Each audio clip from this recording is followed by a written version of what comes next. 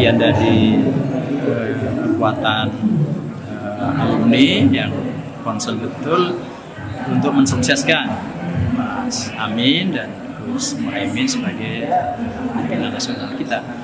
Karena kami semuanya menyadari bahwa ini momentum yang sangat baik bagi anak muda, perubahan untuk membawa negeri ini lebih baik daripada yang sekarang.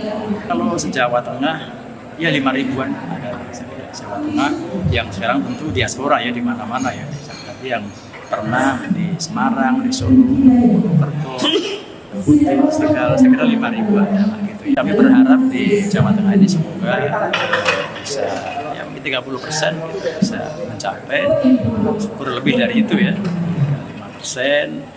Kita sadar bahwa Jawa Tengah ini tentu korelasinya sangat ketat.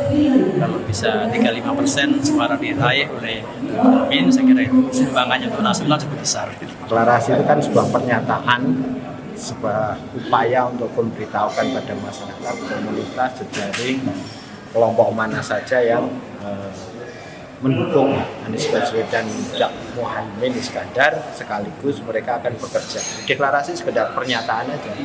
Kerja utamanya ada di lapangan, di grassroots. Mereka turun ke jalan, turun ke desa, turun ke sawah, turun ke rumah-rumah, door-to-door untuk menyampaikan pesan perubahan dari Anies Baswedan Muhaimin Iskandar.